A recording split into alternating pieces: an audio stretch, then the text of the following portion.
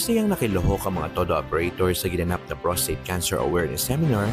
Handog ni Kapitana Irene Biteng proyektong pagpapahalaga para sa kalusugan ng mga kalalakihan. Mahigit 100 TODA operators mula sa Tower TODA at Minion TODA na nakilahok para sa dagdag kaalaman patungkol sa prostate cancer. Mula sa City Health Office, dumating ang resource speaker, Health Education and Promotion Officer na si Ms. Carolina D. Hernandez na nagbahagi ng kanyang kaalaman tungkol sa prostate cancer. Ayon sa Department of Health, ikatlo ang prostate cancer na common na sakit na nagdudulot ng kamatayan sa mga kalalakihan. Ikaw ay maaaring magkaroon ng prostate cancer kung ikaw ay obese, edad 50 pataas, naninigarilyo, at may history ng sakit na prostate cancer sa pamilya.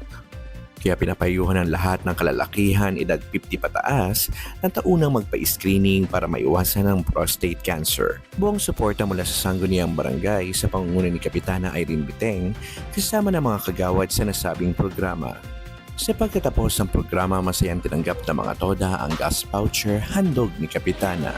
Kaya asahang patuloy na magbibigay ng makabulahang programa ang pamahalaang barangay para sa pamilyang Miniyenyos. Para sa Balitang Barangay Miniyen Proper, ako po si Darren Bantayan, Barangay Public Information Office. Maraming salamat po.